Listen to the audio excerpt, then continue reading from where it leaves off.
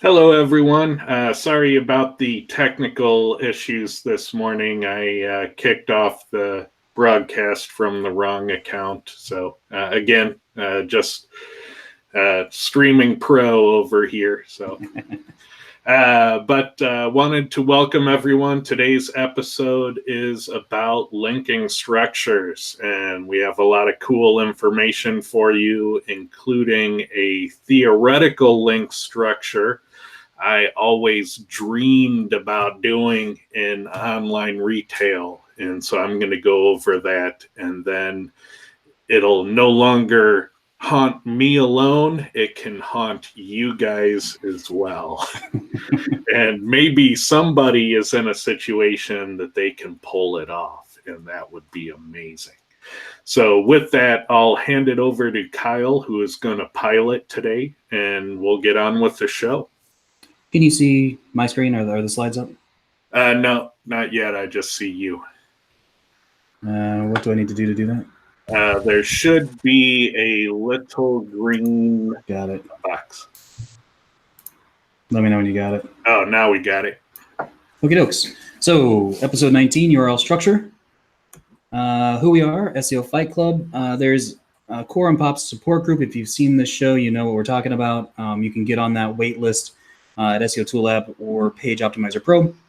The Skype group is great, and it's just sad that there's a limit. But Ted and I are working on that solution right now, and actually we're kind of hoping that we're at the home stretch of getting that done. So we've got a new platform so that more than 600 people can join and actually get even more use out of it than just a Skype group. SEO This Week, that's put together by Clint, and Clint goes through hundreds and hundreds of articles that are published that week on SEO and gleans out the best ones. Clint, what can people expect on the SEO This Week? This week we had Jason Brown from SERPWoo. He walked us through how he built that those niche research posts that he was doing. 50% SERPWoo, 50% of his own stuff, but it's still good information nonetheless. And then we also looked at a new use for GSA Search Engine Ranker. So if you have that thing sitting on your computer collecting dust, go check that out. Awesome. Always quality, always fun. All right. This week's topic bomb, URL structure. So we're talking about the age-old questions of how do I set up my site? How do I set up my site's URL structure? We're going to look at some local SEO structure considerations, and Clint's going to take care of that. I'm going to talk about virtual silos and structuring, and then Ted, as he alluded to, has his e-com dream URL structure, which actually kind of goes into some interlinking. And yeah, so here we go. One location, one service. That one's pretty obvious. If you are a local business and you have one location and just one service, you don't have any URL structure issues. However, if you're one location and multi-service, that's where things get a little tricky, and Clint, I'll let you take it. Yeah, so what I do is I have that location page, and I use the service pages as support.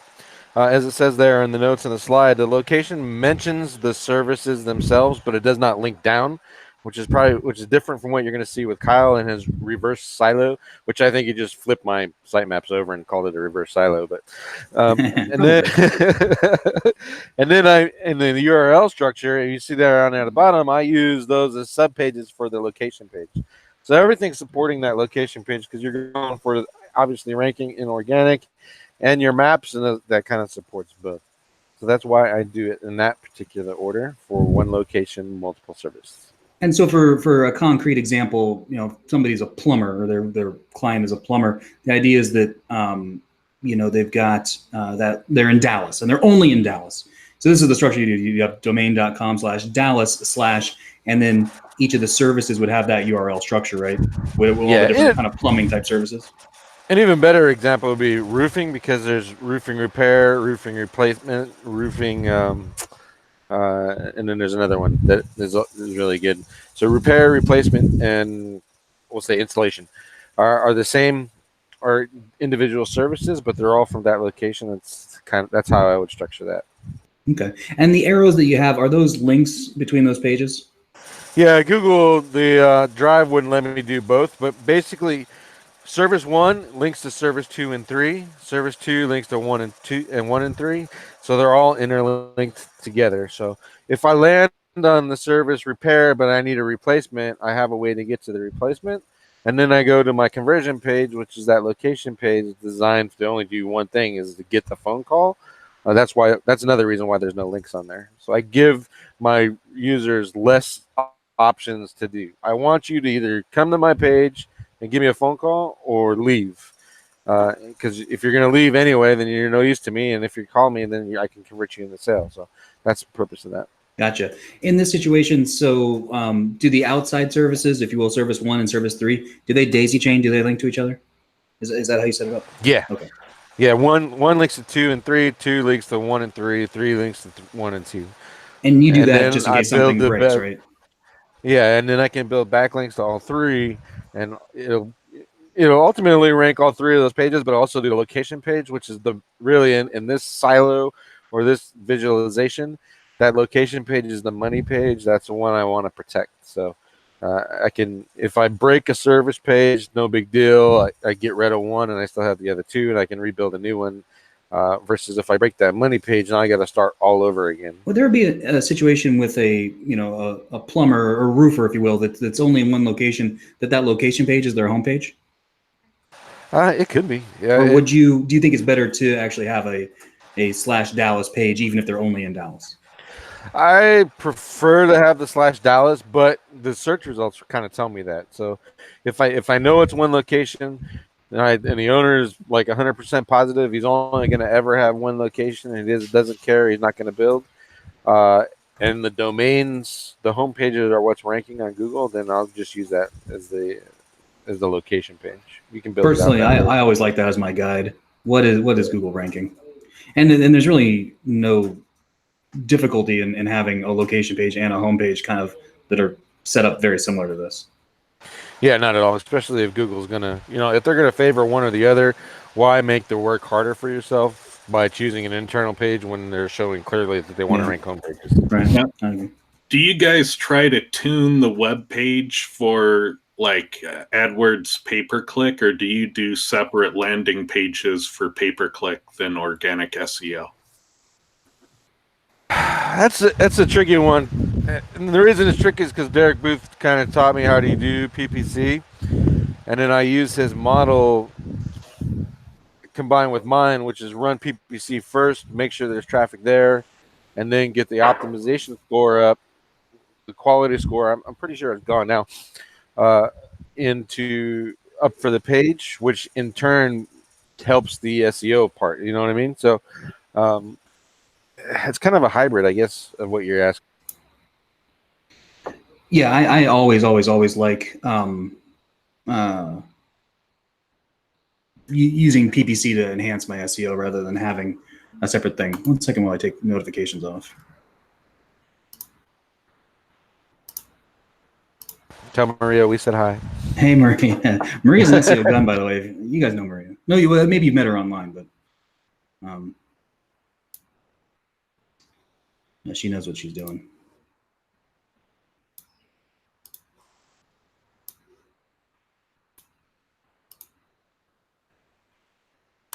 All right. Alrighty. Yeah, I was just saying, when it comes to, I always like to send traffic into my site. I dislike sending it to a landing page that's on an island. And as Clint mentioned, I totally believe in Derek Booth's methods where you're going, in AdWords, you can test things so much more quickly than you can in SEO as to what will convert. So it's always a great idea to run an AdWords campaign where you can figure out what resonates with people, what do they actually want to convert on, and then build an SEO strategy out of that.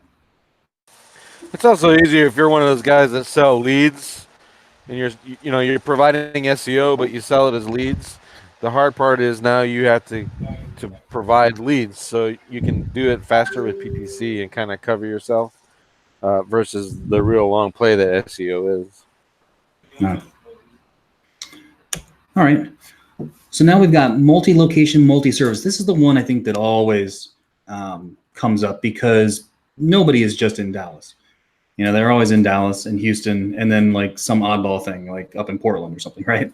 That they're usually kind of closer, but then there's always or they want to get out into more locations, and they have multiple services. So it's not just a reverse of the other thing where you've got one service and multiple locations. Now, because you could just do that with the other screen.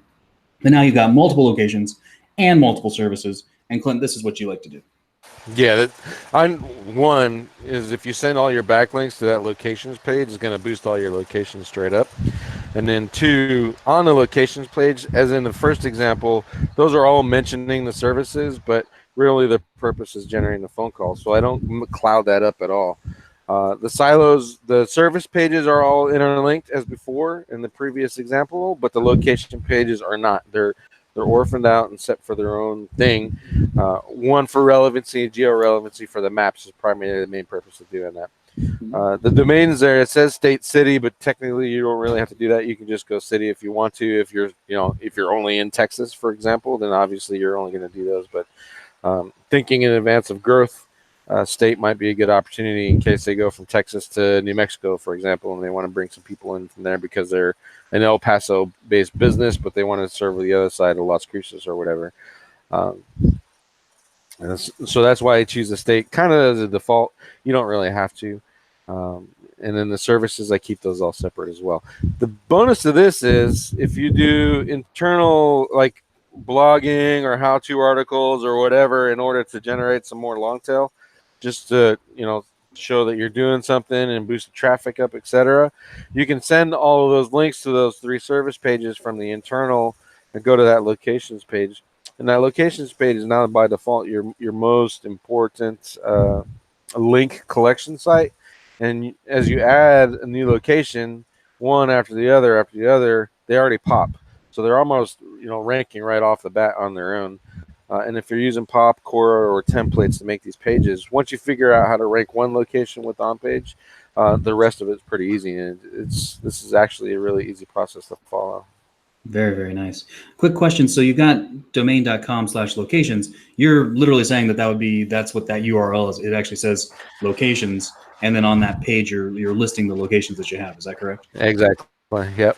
All of the locations that will be there. So whether it's 2 or 50 or whatever, I put them all on there. But over on the services side, domain.com/services, that's just a placeholder. Each of those would be the actual service, right? Yeah. So, roofing, roof repair, roof installation. Would you do anything in this situation where, the services are all static, so they're always going to be roof repair. You wouldn't ever do like roof repair Dallas because you're taking care of the locations on the other side, right? Correct. And you're mentioning the services on the locations page as well. So you have relevancy pushing location, geolocation, pushing location and relevancy. So you're kind of combining. Can you run that by me again? When you say you're putting services on the locations page, what does that look like? Well, it's more of a content. So let's say location 1 is doing, all they do is repair and installation. So I'll mention those 2 services on that page without linking to the service page. Okay. Because I don't want to send the juice backwards, right? I'm building all that power behind that one, the main locations page there in the center, and it's ranking the location 1, 2, and 3 pages without having to risk those. So I don't have to worry about updates. I haven't been hit by an update, knock on wood. I gotta find some. Since 2009, and that's when I was using some crazy stuff.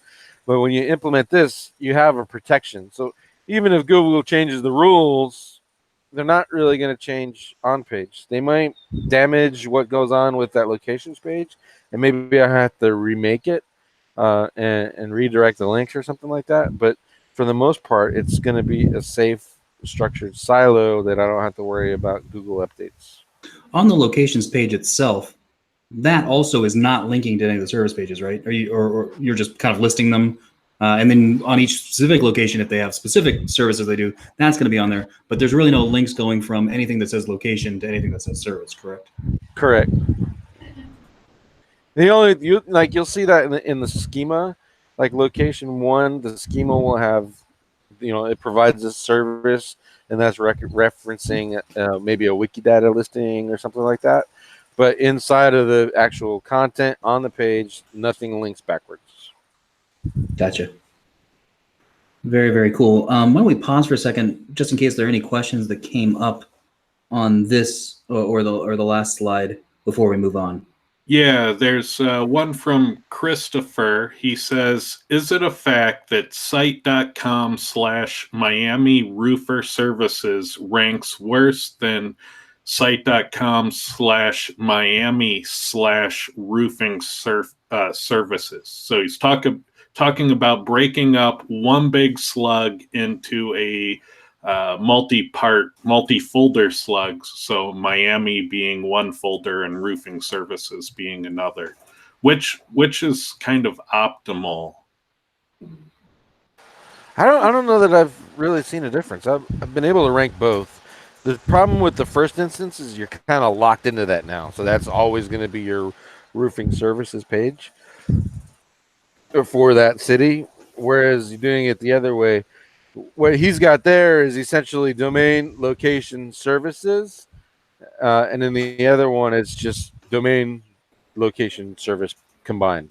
Uh, so yeah, honestly, I probably, if that Miami roofer services, the first example might link to the Miami page, location page, but I think it's just a cleaner, more easier to manage site to do it the second way.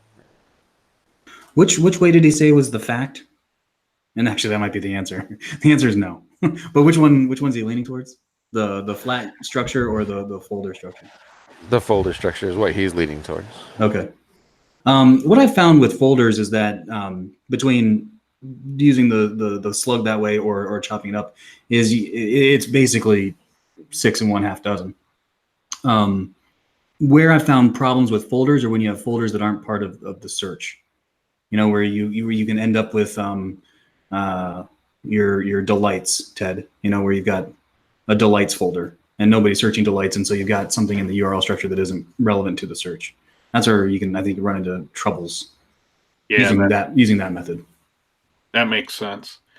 So another question, if you have multiple locations, then do you connect the 3 services to all of the different location pages? And I think you do that via a locations page in the middle like you have there, but what do you think? Yeah, I kind of see there's another one in there too. Do you link directly to the service from the service pages to the location pages? You know, you can. I do it kind of as a buffer. So if I trash, if I'm testing something and I trash a service page, I'm not trashing all my location pages right behind it. So, but it's certainly doable. There's no reason not to do it. You just have to be a little bit more safer and make new buffer content to protect the service pages now. All right. Another question. Is the locations page a hub page? Do you have any content on that page, or do you just use it for linking to the other pages? Welcome to XYZ Roofing. If you need services, we serve these following areas, and right down the line is the addresses and maps. All right. So Lee asks, if I'm a roofer in Dallas, but I serve the suburbs as well, would you have location pages for each suburb? You can. Typically, would only do that if you have a map. I would just mention the suburbs inside of that location page, and that's typically enough. Just put those in H2s, wrap them in H2s, and use the styling so they don't look like headings, and that should be good enough. And with anchor text. Now, what about sufficiently large cities like Seattle where people might only have neighborhood service areas like a Ballard locksmith? Yeah, Ballard or Pioneer Square, that kind of thing. Yeah, you can do the same thing. We've targeted both, but we've done it in Locksmith. And from what I'm seeing, what we see with our Locksmith up in Seattle, it's mainly the Seattle page is what's ranking in all of those little individual neighborhoods, just because we're mentioning those neighborhoods inside of that page at the same time. Okay. And again, it's also something you can manipulate with. You're doing like some maps work. If you know how to mess with Google, the Maps Maker, and manipulate with your anchor text, and combining the Kyle stuff with the H2s and your anchor text works really well to get multiple.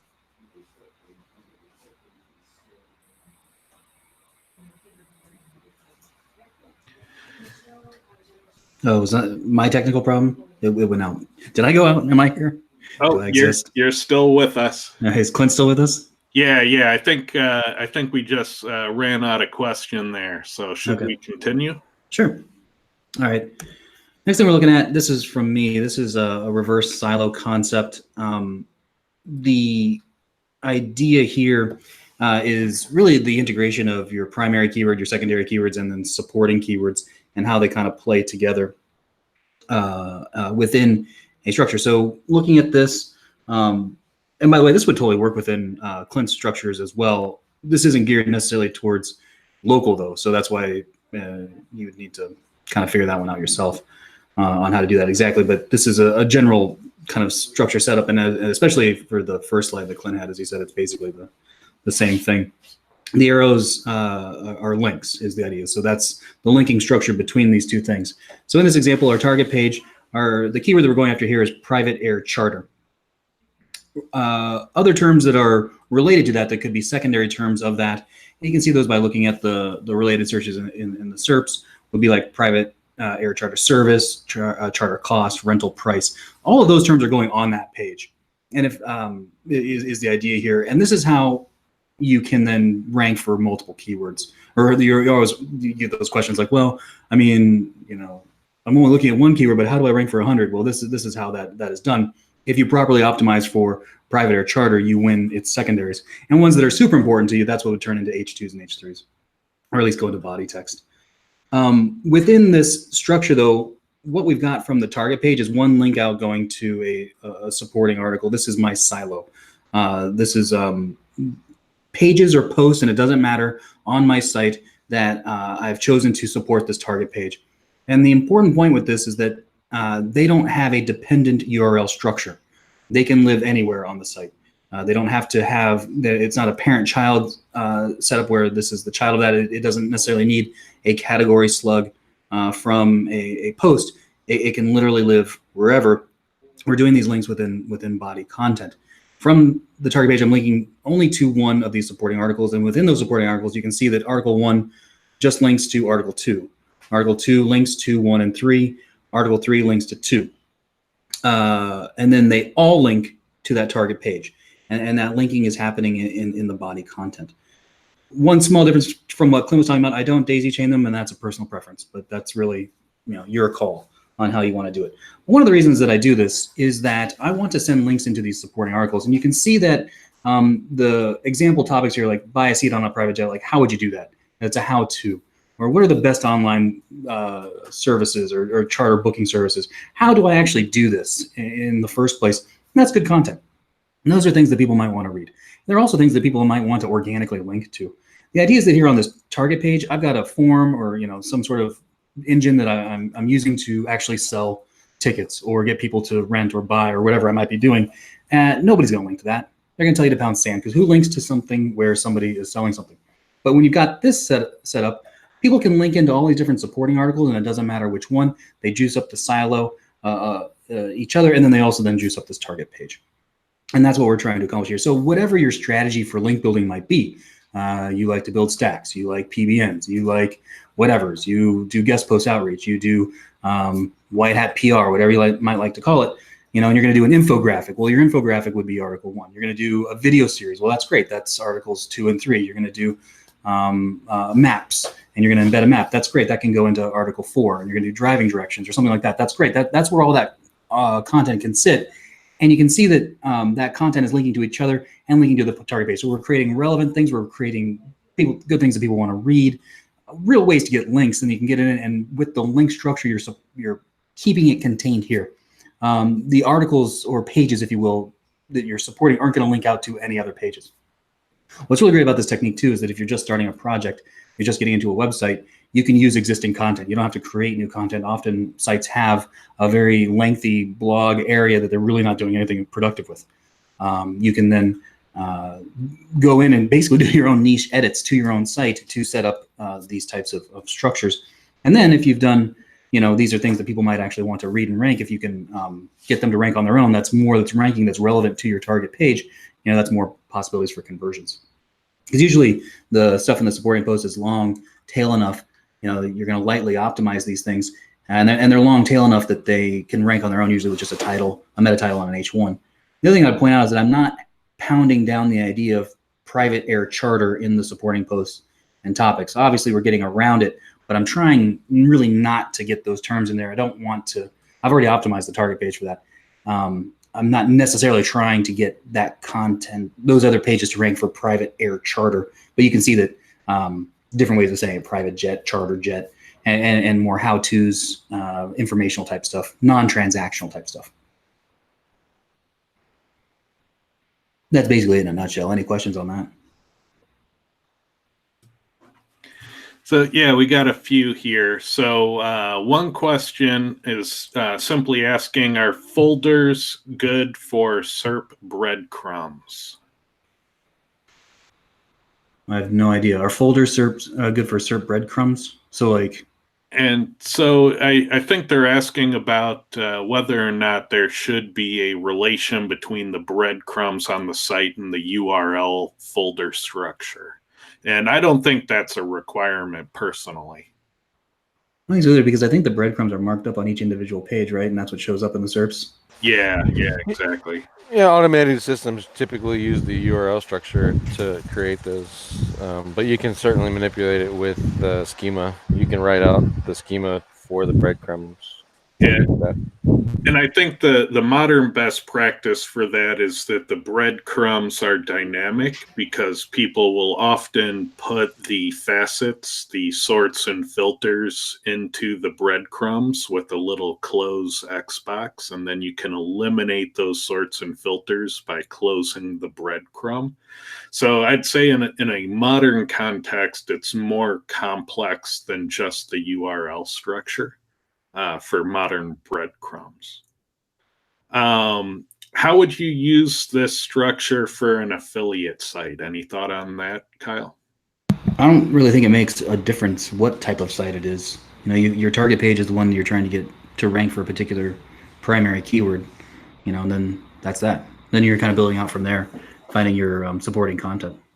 So target page might be a category, and instead of articles, you have supporting products. Yeah, that's a great way to do it in that sense, for sure. And I'll go more into the online retail space with mine, give you a lot of ideas where you can cherry pick parts of the overall big picture or go for the gold with the big picture. So Christopher says that he misunderstood silos as has more to do with link out structure versus folder structure.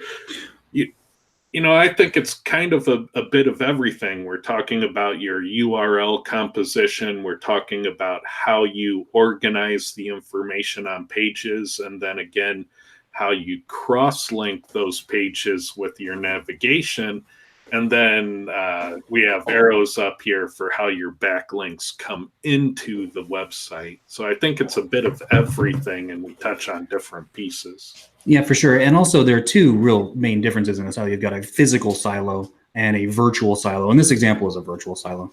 A physical silo is that parent-child relationship where you do have the parent URL and then the children underneath that. I personally don't like that and don't use it, and this is what I use. Okay, and it looks like some of these other questions we addressed earlier. So for the sake of keeping things moving, we'll keep going. If you feel we didn't address it earlier, rephrase the question again and we'll try to answer it. Sound good? Sounds good. All righty, Ted. All right. So I had this haunting dream for years. I did online retail for over 17 years for a large online retailer. And at our high point, we were all of page 1 and half of page 2 for over 50,000 target keywords going into Black Friday. We would typically target, on the order of 250,000 keywords. And it was an epic problem of scale. being a large online retailer. So we constantly had challenges like, product A was cannibalizing category C, and blog post D was cannibalizing product A. And we had all of those standard things. And I always said to myself, geez, if we could just break it out based on how Google does cannibalization, that structure would be the ultimate online retail linking structure. And so what I'm going to do is that theoretical concept, I have never successfully pulled it all off, but I have done all of the pieces independently. And so my dream has been to pull off this whole structure and to see how it does. And so I'm going to walk you through the dream. Okay, so the first thing is that this idea requires a cross-site shopping cart. That means your shopping cart needs to follow you from one domain to the next, and that requires some custom coding. I know there have been a few platforms in the past for e-commerce platforms that can support it with some development.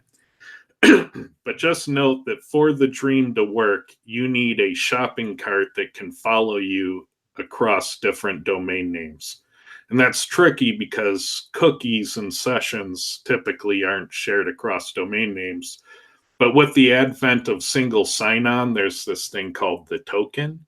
And single sign-on allows developers to create cross-site shopping carts. And the other thing that you would want to do for the dream is to have one back-end content management system that manages all the domains. So you're not going to do this with WordPress. You're going to have to build a custom solution to make this a cost-effective workflow. But with that, I'll tell you how this works. So you can see we have our home page, and I use Sears because I know they're hurting. So Sears, here's some free advice for your online retail to start pulling the organic traffic. And then I want to break out categories into category domain names. So Sears-jewelry, Sears-apparel, Sears-automotive. And a large online retailer will typically have dozens, if not a few hundred categories. So that's a large network when you break up your department store into actual departments by domain name. And then all the product pages you can see are all still under Sears.com. So all of your products are unique on the main brand domain. And then we break out the blog into its own domain. So Sears -blog. And Sears is already doing this. They don't want their blog on their brand. And so they've already broken it out. And so a lot of people have done that. And we're doing that here too. And so all of your editorial content, your holiday gift guides, your complete the look, your buyer's pick item reviews, those are all going in the blog. And when we break them all out this way, they don't cannibalize each other. These different types of pages can rank independently of each other for the same keywords. They'll be side-by-side competitors in the SERPs instead of cannibalizing each other. And then that last column is pay-per-click landing pages, which typically have to be tuned very differently than your store product pages. And oftentimes they will target very different keywords than what the product pages are tuned for anyway.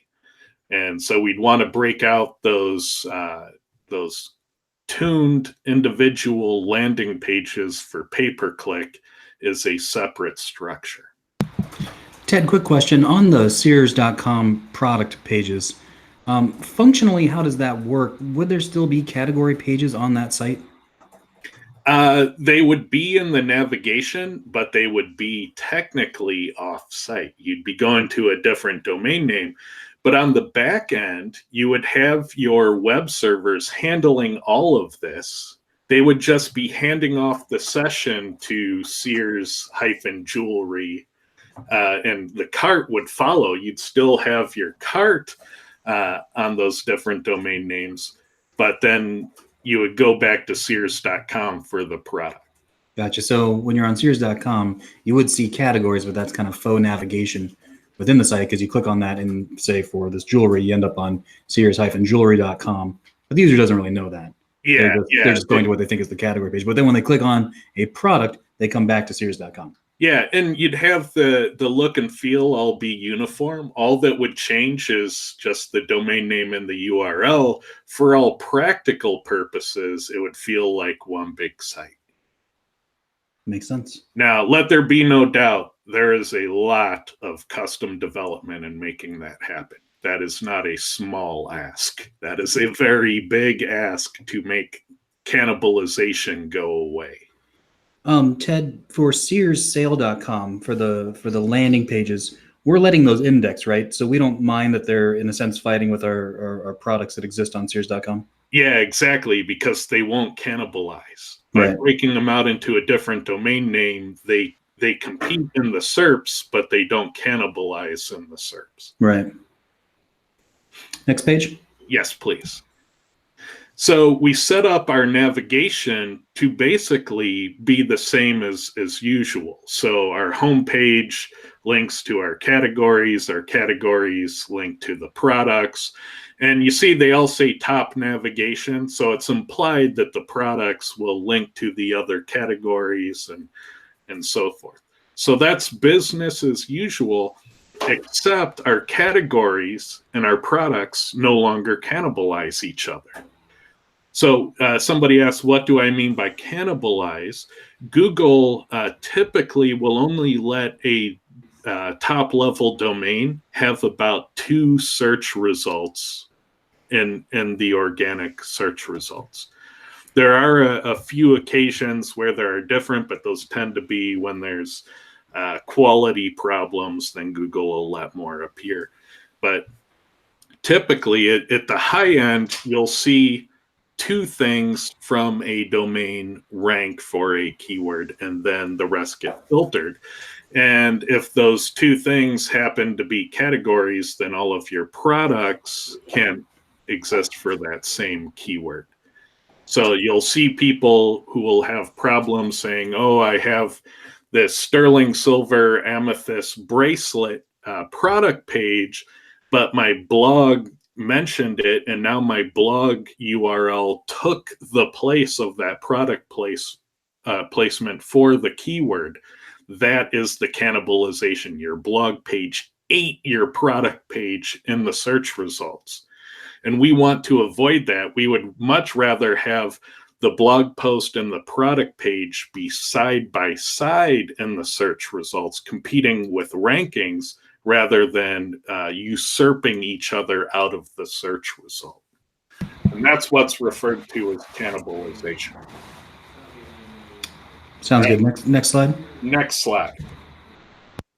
So we now have our blog, same way. Our homepage is linking to our blog that has all of our holiday gift guides coming up for the approaching holiday. But then our blog is saying nice things about our products and categories. So all of our reviews and everything are linking back into those product and category pages. So that's another link structure. And again, we've broken the cannibalization so that the products, the gift guides, and the categories can all be side by side for the exact same keywords. They're not usurping each other out of the keywords. Now, if you can imagine having those categories broken out to dozens or hundreds of categories, that's a huge, massive network of sites to cross-link from. That's gigantic. So if you hit the next slide, all right. So we have our pay-per-click landing pages, also on a different domain name. And those pay-per-click landing pages are trying to funnel people into products and categories, because that's what you do your pay-per-click for. And so we want those custom landing pages to be sitemapped, because those are orphan pages, but they oftentimes will target keywords that your blog, your product pages, and your category pages can't target by themselves. And so by doing it this way, you have all these pages that have this massive reach in terms of keywords targeted. And then we can start to apply them in the next slide towards our promotion calendar. We just got 30,000 units of X, and we want to site-wide footer the network, these hundreds of domains, these landing pages, site-wide footer all that page rank to that promotion calendar of, we need to sell what we're deep in right now while it's time sensitive. We're in the season for selling that product. So those summertime flip-flops don't sell in winter. We need to footer link the flip-flops now. Otherwise, we're going to have to hold on to them until next year. We probably should have added like a He-Man GIF as he powers up. Yeah, exactly. Right here. And so by doing this, we've broken the concept of cannibalization. And oftentimes products will appear in 5, 10, 15, even more categories. And so what we could end up having is one store that can dominate a large slice of page one. And that's where you typically get your best traffic, is not ranking well with one search result, but getting a large piece of page one. And so when I was in online retail, we would do this with 15 domains, and we would break it up by different, markets, different categories of goods, different intent for shopping. And we would end up taking, all of page one. And so this was kind of the dream. But the problem is we still cannibalize. Like, ultimately, the infighting within the organization would be such that people would be like, no, we want one authority domain. We don't want 15 domains. We want one big one. And so they switched to one big one because of the infighting. And we went from being all of page one and half of page two to being two links. We gave it all up to be the big authority site. And it killed us organically. And then they're like, well, we'll break it out with subdomains. So we'll be store1.brand.com, store2.brand.com, and blog.brand.com. But the filtering didn't fix. It is all filtered based on the top level domain. It is all filtered based on brand.com. And so we still had the limit of 2 filtering, and the cannibalization kicked in cross subdomains. So most websites trying to get around cannibalization with subdomains are going to fail at it, because I don't think Google will recognize the different subdomains for most of those cases. And so I always dreamed of this structure, because it would be one of those things where, I could watch my commissions grow so I could be the highest paid employee in the company. And in online retail, when you're getting paid in organic commissions, they don't like you being the highest paid person in the company. They take offense at that. And you always know that when that happens, you're going to have to renegotiate your deal. And this type of link structure, I knew if I could pull it off, it would be a renegotiation event. So, just a little bit of warning if you go after those commissions. But I do think it's powerful if you can do it. The problem is, in a place like Sears or a place like the retailer I was at, there is so much infighting, you'll never get it to happen. You have to get the engineering team to be able to do the cross-site shopping cart. That's a big project. you have to get your pay-per-click team to be on board with these new structures and the new CMS. And the pay-per-click team is probably going to want to steal the organic rankings where there's no competition, and you're never going to get them to do it. You're basically, by making this linking structure, you're basically making the SEO the CEO of the company, of all the marketing, and it's probably never going to happen in an existing store. The place where this structure has hope is if you're starting a store tomorrow and it's a blue sky project and you're doing design from now, you don't have any legacy design, and you could build it the way you want it, then the dream structure has total value. And again, I've used like parts of this all over the place. And there are companies like Wayfair that have hundreds of stores, and they're doing similar things where all those stores are managed with one CMS and one backend. So there are companies doing pieces of it, but this is always the dream. Ted, that was going to be my question. Not everybody's Sears. I mean, we do have listeners that do have sites that are this large, but most people don't. Do you think this type of thing could be effective for a site that's really only going to have 10 products? No, it doesn't make much sense for a 10 product site. But if you're an online retailer that maybe has 36 categories and 100 to 2,000 products, this makes total sense. The only trick is getting that cross-site shopping cart to work. If you can solve that engineering problem, then you can really you can really have some huge advantage of just eliminating the concept of cannibalization altogether, having one store but a large network of cross-linking sites. It could be a big deal. Very cool. All right. Any untouched questions? I'm going to stop sharing. People can see my beautiful face.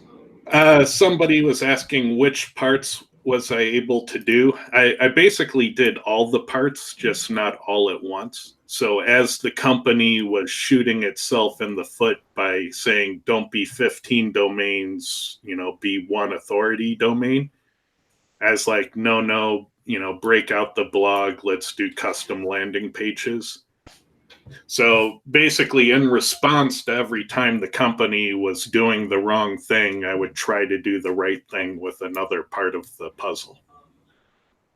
Hey, Ted, how do I stop being the presenter so I'm not pinned? Oh, 1 second. Let me see if I can figure that out. Stop presenting. There you go. Oh, God, he's hideous. Make him small.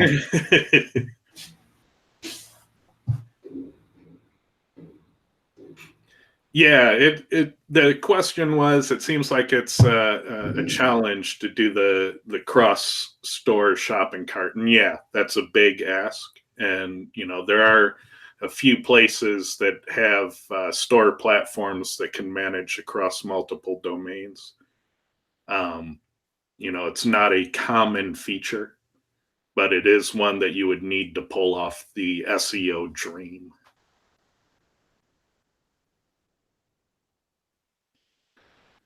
So let's see, structured data on category pages, absolutely.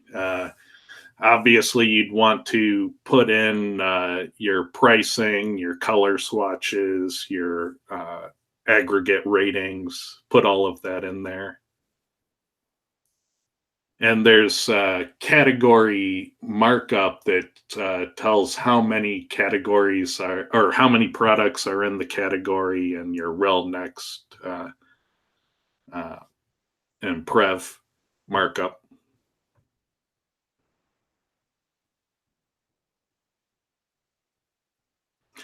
Yeah, splitting. One question is, would you recommend splitting up the blog into separate domains to avoid cannibalization?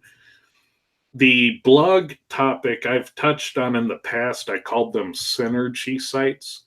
And the way I view that is it ends up being a cluster of useful resources. So if you were a store selling high-end poker tables, you would want to be able to have these synergy sites that are related to the product you sell. So one synergy site might be a website about the different rules of poker games and card games in general.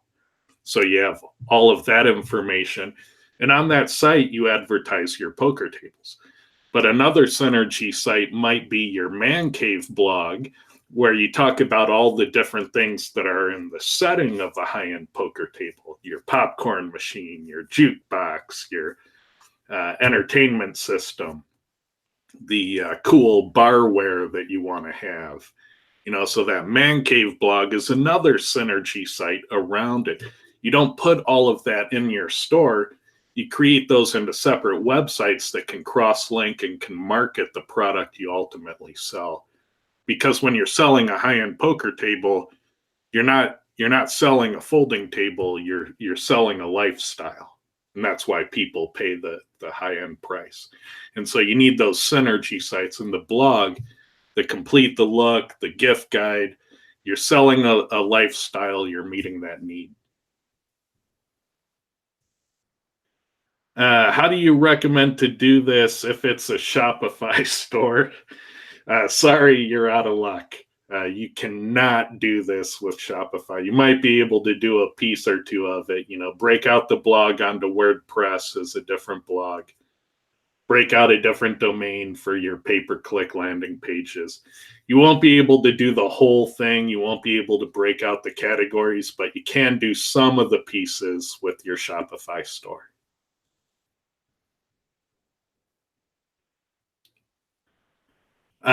I would not use subdomains. Somebody's asking if they do break up their blog, should they use an alternate domain or a subdomain?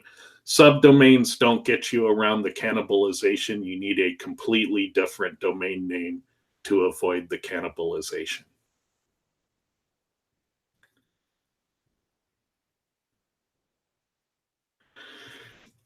One question is, how will Google see this? There are examples in the wild. So like I mentioned, Wayfair, and there are plenty of examples of people breaking out their blogs into separate domains. My dream structure is basically taking it to the ultimate extreme for online e-commerce. So some of this is already out there. At the end of the day, I can't tell you what Google's going to do if you do take it to an extreme. I have no idea. But it seems white hat to me, but then again, any extreme is probably a bad idea at some point. Well, you think about it, it's not really an extreme, is it? You're using one domain for your homepage and your product pages. You have another domain for your categories. You have your blog on another domain, and your PPC is running on another. So you what is that? 4 or 5 domains tops. It's not a PBN, and 2 is that they're all quality, so you're not putting out a whole bunch of crap. So I don't see how Google would consider it a PBN, because you have one site that's selling products, one site that's listing categories, and direct funneling traffic to the appropriate page to answer the SERP.